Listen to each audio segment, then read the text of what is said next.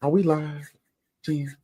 I We're think we might be live. live. No? We're Hey, live. welcome, Hi. welcome, welcome to another episode of All Star Fandom. This is a special episode. We are reviewing The Running Man Is Me, and it's Jen. Jen, thank you for tuning in and coming in and handling business with us. It's been so fun. How you been? Oh, I've been good, man. This So okay. look, I'm not gonna hold the people. Y'all came here for The Running Man. We about to give y'all The Running Man. I'm gonna ask Jen. Jen, what did you think? Seriously, first thoughts when the credits started rolling at the end of this movie. What were your thoughts? My first thoughts were, well, hot damn. Okay, I can go with that. And let me just say, I was before all that happened. Hey Turtle, welcome in. Glad you're here. Thank you for What's up, hanging. Turtle? Thank you for coming. I think the first thing I reacted to was a preview for another Glenn Powell movie before the Glenn Powell movie. Like, he's got I another know, right? one in Man, February. the guy, Glenn Powell, is working. He really out here working. He is working. I'm like, wait, this is a trailer? He's got another one? And I can't, you really can't be mad at him because the No, stuff he's no. been in is good. And he's still in college. He's doing, he said on the press tour, he's doing 6 credits a semester while he's working. Hey, do your thing. Get money and be a genius. Ain't nothing wrong with that. You know what I'm saying? Secure the bag. But to pick up on your point, wow. Listen to me. Wow is the word I would use if I was explaining this movie. First of all, you give me Coleman Domingo in The Running Man, doing The Running Man. Thank you. You know what I'm saying? Like, thank you. This movie was action-packed. It was funny. It had its moments, and it was some good acting. And I appreciated everybody. I'm not gonna lie to you. It is set up to be like a game show. It is. So were there little parts that were a little cheesy? But guess what? I didn't care because I went into the whole movie with the knowledge of knowing, yeah, they're gonna do this like a game show, and I want to see how the game show of the real Running Man would go. But what I did like, Jen, I like the fact that unlike the Arnold's version of the Running Man, he wasn't just a strong man going around just, destroying stuff. You know what I'm saying? Yeah, no, he actually had a nice narrative to his character, and we'll get more into it in the spoiler section of our video that's going to come up at the second half of the show here. But I really liked the narrative that they gave him for the film, for his motivation, and that with all of the crap he goes through, he never loses that narrative. No. And we'll get more into it deeper because I'm always treading on like going past that boundary of non-spoilers. But with everything he goes through, how I will say this, the revelation of how the systems actually worked, which that's a whole conversation in itself, he still doesn't lose that narrative because you're always seeing him sticking to the core of his identity and what motivates him. He doesn't lose that drive at all. Exactly. And I appreciated the fact that I love comedy. So I appreciated all the little comedic tidbits that they added to this film. Like, of course, we all know the infamous Johnny Cab scene from the original, right? Yes. But I appreciated the part that they put in here with his cab scene where it wasn't a fake robot or whatever. And the fact that he had a real conversation with a real person, he really made this person mad. They got out and was almost a chase ensued, right? And the whole point of The Running Man was, for people down on their luck trying to get money for entertainment for the masses, and I like the fact that he went in there for his family. Yes. And the entire time he was there doing this whole Running Man thing, it was for his family. And he never lost that fact or that idea that he was doing it for his family. And I'm going to be honest with you, Jen. I want to jump into the spoilery part. We're 44 minutes in. I know, but the thing is, this movie has so many little tidbits in it there's that so much to unpack because like we'll give a little bit of a preview what we're going to get into because we're discussing the narrative already, but then again, I think why certain films do well, and we've discussed this with our Star Wars topics a plethora of times. Films and stories do well when they reflect what's happening in our culture. And again, I'm sitting in this film and I'm like, wow, this feels very, very today. With I didn't want to say that. Just I didn't know if I wanted to say that because a lot of people might not have seen it yet, and I didn't want to say, "Hey, this kind of relates to." It kind of feels like Daredevil, right? Like it relates to what we're living in right now. There's a lot of hues that are similar because I'm like, oh, well, this feels familiar. Oh, that really feels familiar. Oh, how funny that they put that in the writing of the story because that's what's happening today. Right. Now that we did talk a little bit about what this movie about, I'm gonna give you a quick synopsis. It's about a man named Ben Richards who's down on his luck. His child is sick and they need medicine. So he decides to enter into this game show called The Running Man. And it's about people trying to kill him or he killed them to stay alive and make money. That simple. And it is, like I said, it is action-packed. It is heartfelt. And trust me, there are some moments you're going to be like, oh, man. And there's some moments you're going to cheer. And can I say, what is the guy's name? Is it Michael Cera? Michael Cera. Comedic genius and timing. Yes. When he came in. Right? Now, I hadn't seen, like I was saying last week or week before last, I hadn't seen him in a movie in a while. And I was so excited to see him and I was not disappointed. The whole cast. And like even the surprise characters that I wasn't expecting. He's like, oh, they got him for a small part. They got this guy for a small part. And it worked. It made sense. Look, that comment. King Matthew, thank you for tuning in. You are exactly right. You did get that feeling of Hunger Games and Squid Games all in one. Yeah, but we'll get to that. And then King Matthew said a little bit ago, the comment was already shared, but I'm going to read it. I think this movie was 8 out of 10 for me. I actually watched this movie as part of a double feature with Now You See Me 3. Both movies turned out so good. That's a cool idea. I like that. Did you know that movie came out this weekend? No, I didn't. Or last weekend? Did you see Me 3? No, I did not know that. I knew it was coming out. I just didn't know the weekend because we've been so focused on a Predator and The Running Man. Running Man, yep. So there are 2 other films out that I would like to go see, and we'll get back to The Running Man. Side mission. There's a movie called Sarah's Oil out about a young lady that buys a plot of land and discovers oil.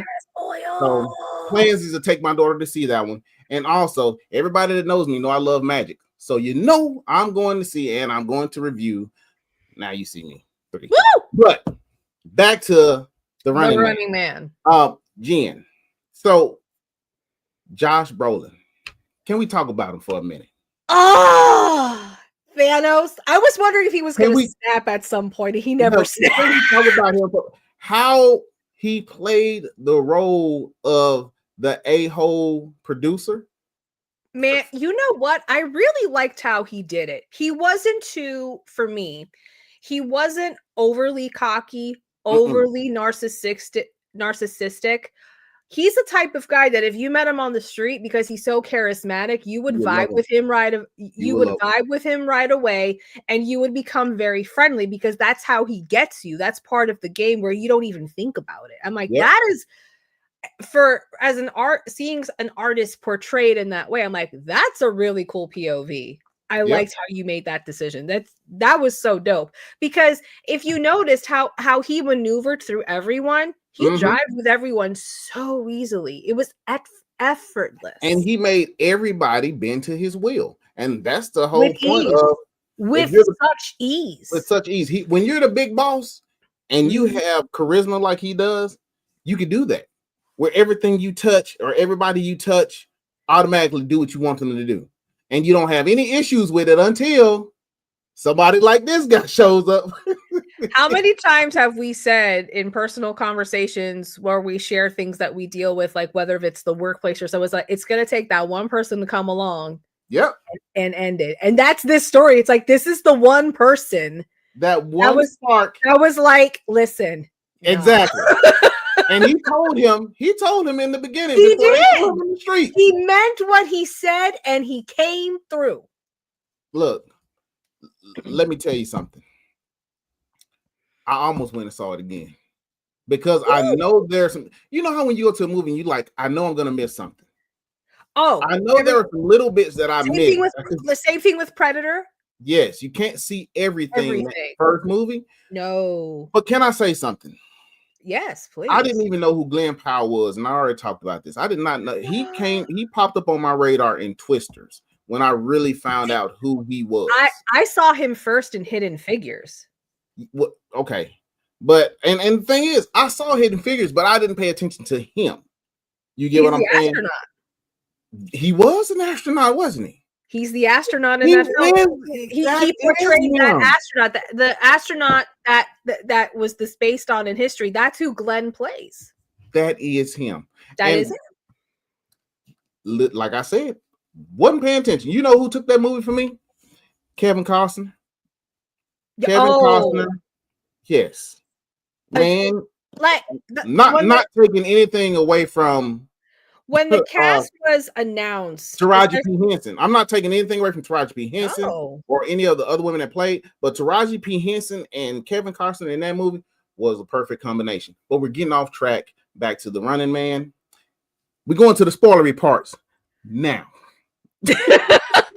But first, hey guys, we love each and every one of you. We thank you for tuning in with us every time we come on. But on Wednesdays, All Star Fandom Prime, where we go over all of your fandom in one place right here on All Star Fandom Prime. Y'all tune in to us on Wednesday, every Wednesday, live at 8 or 8:05, maybe 8:10, but we'll be here. And y'all come in and converse with us. And as y'all know, y'all talk back. We talk back. We talk about it. Moving along, spoilery part. Real quick. If you have not seen this movie, guys in the chat, I know y'all have. Please leave now because we about to get into some details. Even come back. The time is 12:18. 12:18 down here on the bar, wherever it will be. The man behind the curtain will note it on our video when we put it up for replays. Yes. At 12:18. Real quick, King Matthew III commented, I could see Glenn Powell being the next lead in a reboot of Mission Impossible if they ever reboot those movies later down the line. Now, here's the thing. My question to King Matthew, are you saying that because he almost favors Tom Cruise? Because looking at him, and if you do that haircut, him and Tom Cruise, they look very, very similar. They could be cousins. So I can see that. And he does a really good action role. So I can see him if they even want to continue with the Mission Impossibles. But here's the thing though. We've talked about this before about Glenn the few times we've brought it up, because we brought this up too when we did our DC fantasy casting, because one of the things that happened during our fantasy casting with Glenn was we kept moving him around to different characters because he is so versatile. He can play anything. Exactly. That's the mark of a great actor. Great artist. A legend in the making, basically. Yeah. So we're going to get into spoilers. And one of them is going to be one actress I did not expect to see in this film was Katie O'Brien, the wrestler. Mm-hmm. Yeah. As the other Running Man. One of the other I wasn't expecting that either. And she played that role so well. Here's the funny thing. When she was in The Mandalorian, her character annoyed me too. Really? Oh, well, because I knew what she was doing. The moment she started being all nice, I knew instantly what she was doing. And my nickname for her while watching that show was Molita. So when I saw her, I was like, Molita! No! Like they were breaking down the characters. You got to have those three characters. You got to have the one that's oblivious. You got to have the one that's really there for a purpose. And you got to have the one that's just there that's going to go out with a bang no matter what. And that was her character. Oh, yeah. We're jumping a little bit ahead here, but because you mentioned that, I wish I could remember this character's name, but it's one of the characters that Glenn runs into that is actually helping him out with the little brother. Bradley. Bradley, thank you, Bradley. Yeah, so Bradley, what I thought was dope, he was this YouTube content creator breaking down the Running Man, and all of the man the behind the scenes stuff, all the conspiracy theories. Like, he's like this phantom on the internet telling people this is what's happening. Yep. And he basically gives Glenn's character the whole download from the first Running Man. And you know what was cool? He had everything on VHS. Yep, he did. Yep. Everything was on VHS. I was like, thank you. The fact that they in the future, this always gets me about these futuristic apocalyptic movies. Had cassette tapes, huh?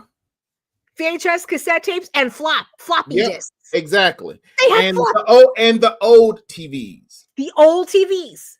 The old TVs. The ones that, as the guy said, they don't want you. They don't want you on those because they're too old. So let's start with first of all, we know he's on the show, right? Yes. Glenn's character, Ben Richards, he's on the show, but he has to find some help. And he goes to one of his underground partners that's in the black market to get some help so he can get some new identity and all this stuff and everything. So he goes to visit one of his friends, right?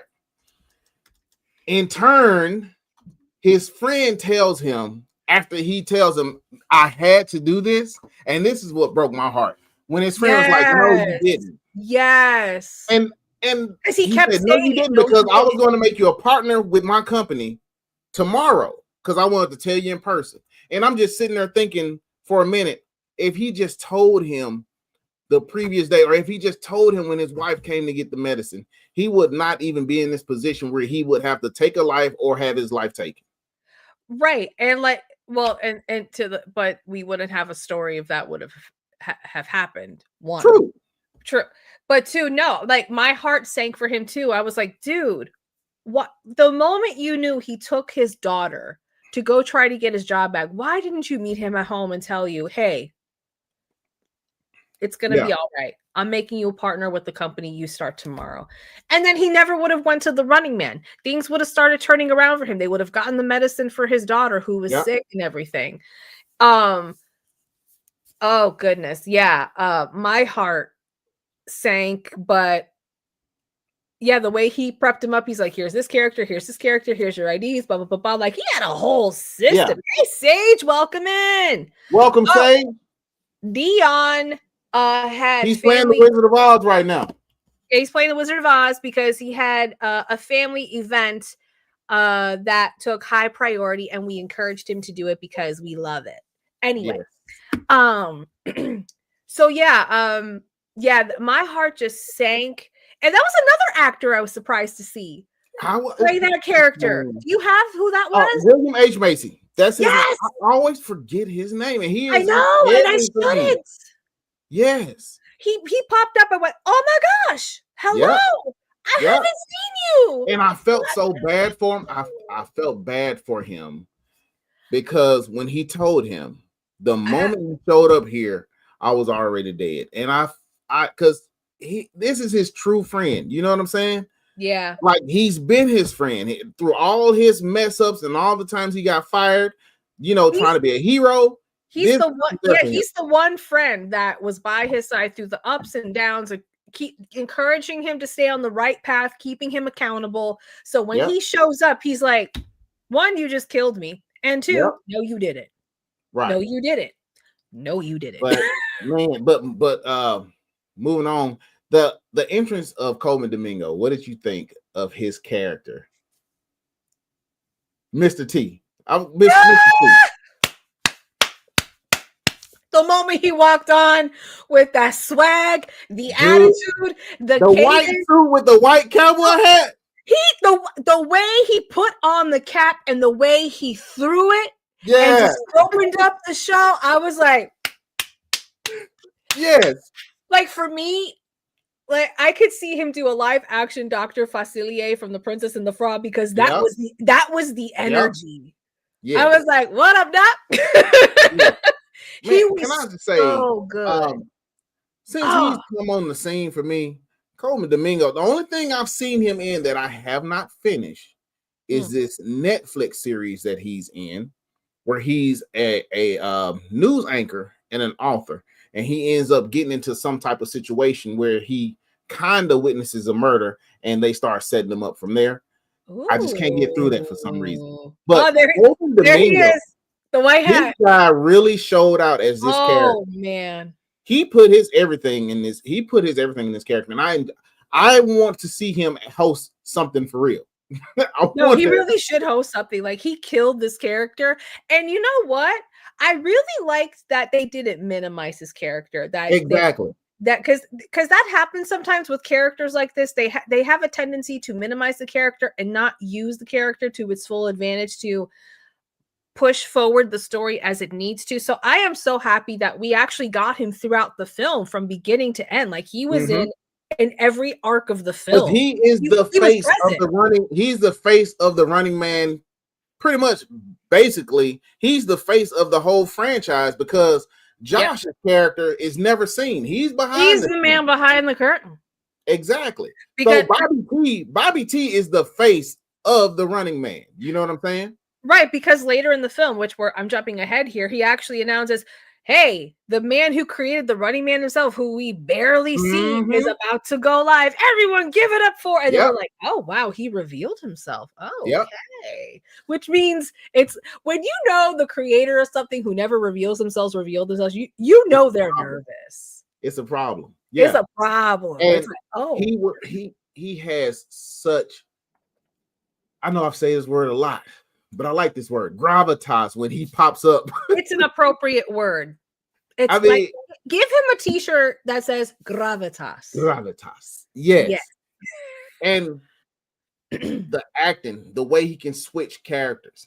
When he got ready to leave the show, after he knew it was all finna burn down, he was like, oh, no, thank you.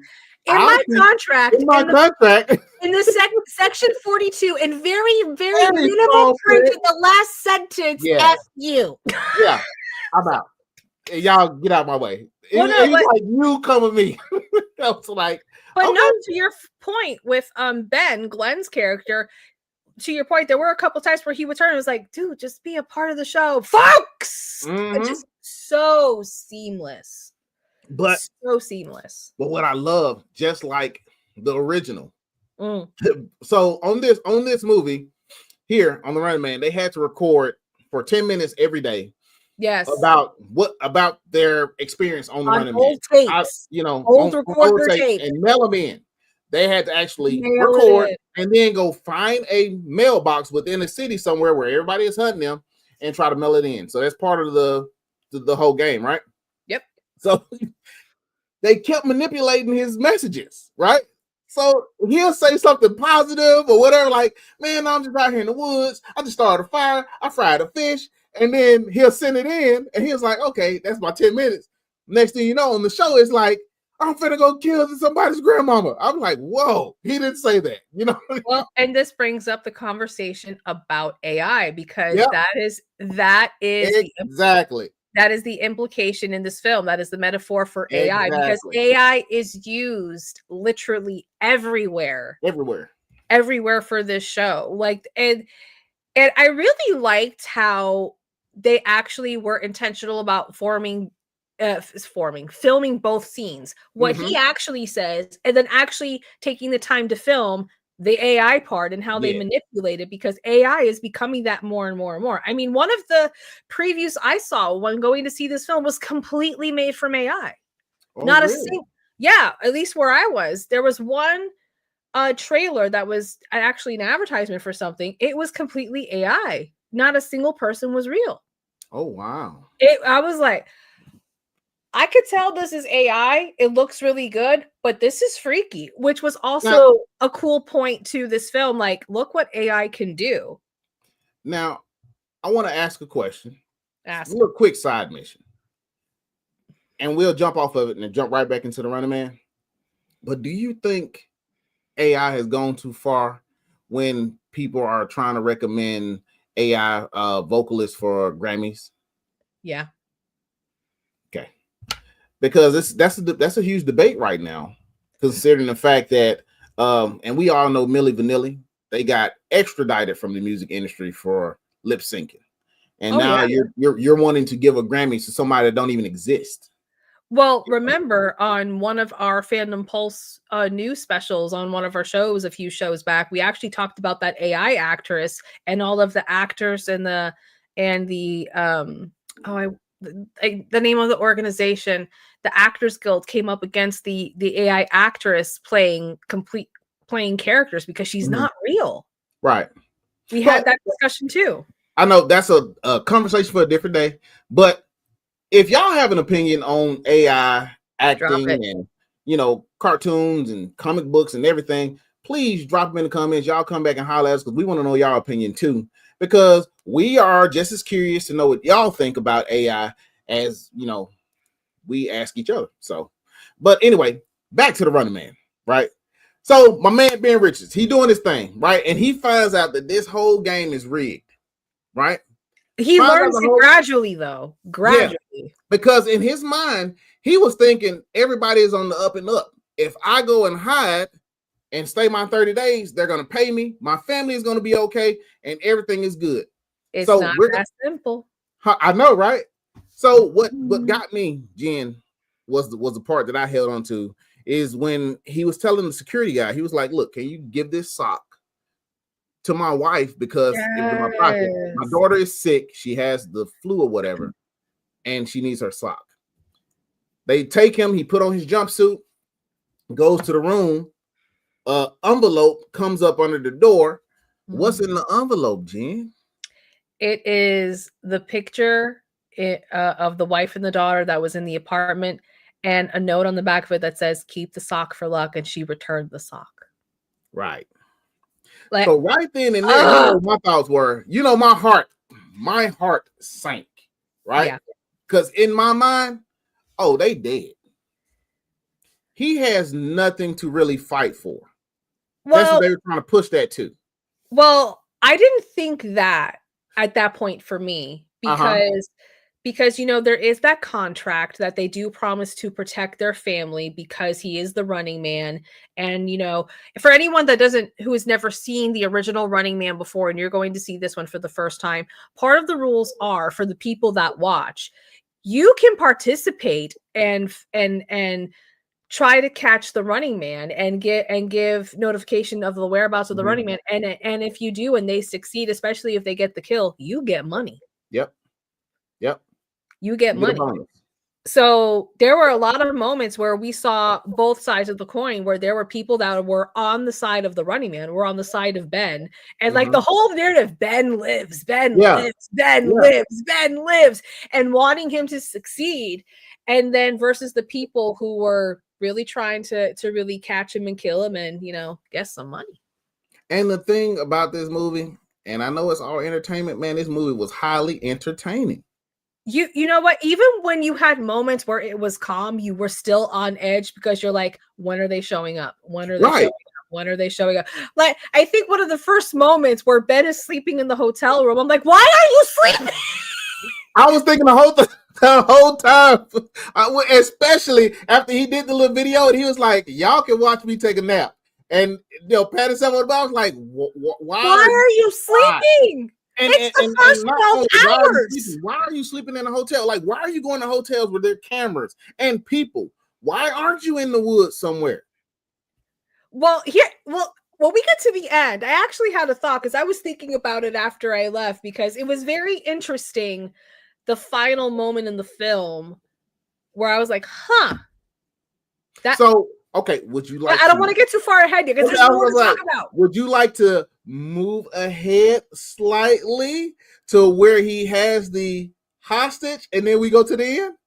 Well, wait. Well, I have to talk about one other actor in here who I absolutely love. I am a big fan of Mr. Lee Pace. Who? Mr. Lee Thranduil Pace. Lee Pace. Oh, yes. The man in the mask. Oh, yes. I got to talk about Lee. I love Lee Pace. So the fact that Lee showed up and the whole gang showed up to New York Comic Con this year promoting The Running Man, that's how I found out Lee Pace was in it because I had no idea Lee was in it. Really? Not until he showed up at Comic Con and then he was with the cast. I'm like, oh wait, he's in it too? Yeah. Oh my God. I love Leeface. And the whole sick reveal of why he is the hunter. The hunter. Oh my goodness. Oh, Was that not? I mean, like I said, Josh Brolin character, bro, he's a slick genius.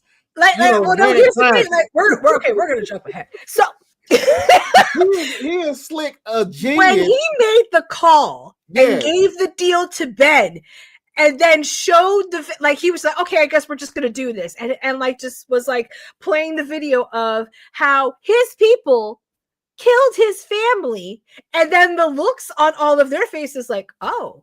Okay, so pause for a minute. Pause for a minute because people they really don't know what we're talking about. So right now we're talking about the part of the film towards the end where the people of the show have manipulated a video to show that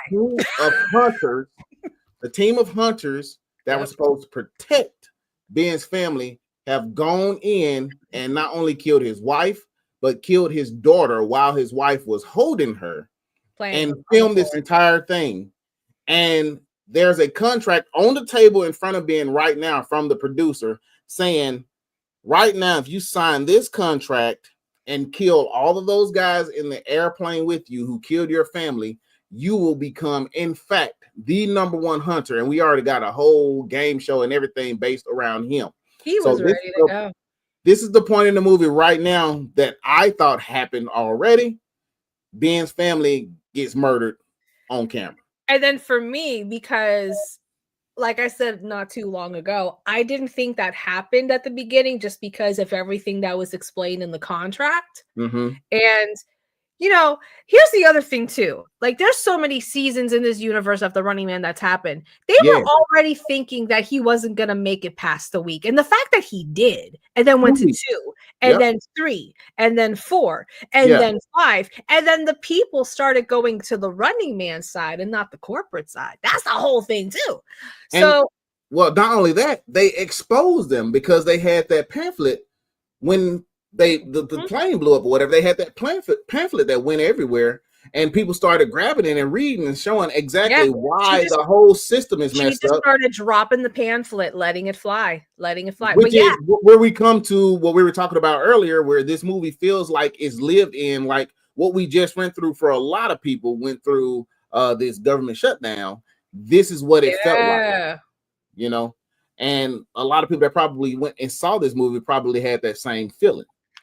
Oh yeah, the whole narrative, how this big corporation just took over, pushed out a lot of people to I think it was Turtle that said, Turtle or King Matthew that said, it felt like the Hunger Games and Squid Games. Like, there's defined, oh, you're in the slums. Oh, you're above the slums. You're kind of middle class. You're middle class. You're kind of out of middle class. You are out of middle class. You are in the bougie corporate world. Like, there was definite, this is where a hierarchy of classes. Yeah. Thank you. The hierarchy of classes. That's what I was trying to say. So again, it's one of the other things that I felt very relatable to our time. The hierarchy of classes, AI being used in the Running Man, and how it was used to manipulate the tapes that they were supposed to be in.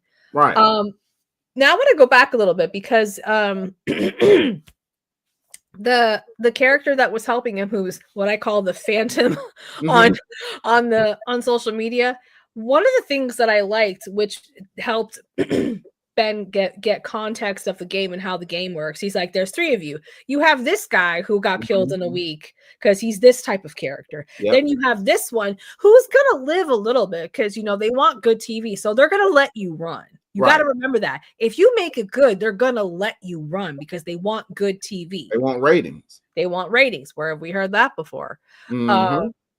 So then, like, the other Kathy's character, Katie, and how they let her live, and basically she was the high roller, not paying attention, came to the point where she let herself go too seriously, and then she ends up killed. And then he's the one that is the only one left. He was the spark, so to speak. He is the spark. But then there was a different name for it though. That was called the last guy. Yeah, the last guy or something like that. That's what they called him. Like that, because I really loved that breakdown what they did in this film to show the different narratives of the different characters. And because it also revealed the stakes of the Running Man and where he started realizing this thing is rigged. Exactly. And that's the part that got me, because once he realized it was rigged, he got even more upset and started saying that on those 10-minute videos, and that's when they started manipulating those videos. They AI'd it out. Mm-hmm. And but then the Phantom got it and put it out there. Mm-hmm. They still got it to put it out there. But back to the point that you were making, how you love Lee Pace. This is before they got on the plane, how they revealed his characters, because Josh Brolin is running everything. His character, I forget his name, Dan Killian. Dan Killian is running everything. Yeah. So Dan Killian tells he wants Ben Richards dead, but you cannot kill him not on the air. So until the show starts, nobody can kill him. So the hunters essentially have to protect Ben until it's time to go live, and then they can kill him for big ratings, right? So in order for the hunter to reveal himself, he makes him take off his mask and everything and just degrade him. He acts like he has a bomb, and he's selling it really good. Yeah. Ben is selling it really good. And before he gets on the plane, he tells the guys, like, nah, take off your mask. Yeah. And then he was about to say something, and then guys in his ear going, do what he says. Do what he says. Yep. Do what he says. And then he takes off the mask, and you have the reveal of what he looks like, because no one had ever seen his face or not remember where they saw his face. Exactly. Yeah. So then to get back to what you said, the deal is trying to be made, the fake AI video of these people taking out the family, and then wanting to make sure that the kill is on air so no one can kill him. Yeah. I believe that it's revealed that Lee Pace's character's name is Evan or Ethan. Hold on, I got it right here. You got it? His character is Evan McCone. He was the first guy on the Running Man that survived for 29 days. Yep. So to have that reveal that he was the very first Running Man. Period. Yeah, the first Running Man and the first hunter who got that same deal. Got that same deal, and he took it. And the fact that he told Ben Richards upon their fight, that I watched my family being tortured. Like, he was telling him, like, no, this guy will do exactly what he's saying he's going to do if you don't take the deal. Right. So basically that AI video of his family getting killed, that was going to happen to the family anyway. Right. If he did not take the deal and become Hunter 7 or Hunter whatever number he wanted to give him. Hunter 6. Yeah. So as you can see right here in the trailer, he goes in there and he wrecks shop on them dudes. He do what he's, essentially the deal, right? And then it just goes to black. Woo! Jen, what did you think when that happened? I had to I'm Latina. I speak with my hands. I had to sit on my hands in the chair in the theater because I had to prevent myself from yelling. Right. So I'm like sitting I'm sitting on my hands with my shoulders up like this. Right. Just so I wouldn't verbalize what I was feeling. But I mean, all in all, I was highly entertained by this film. Good. Oh, I thought it was good. And I'm glad you thought it was good as well. I thought this movie was good.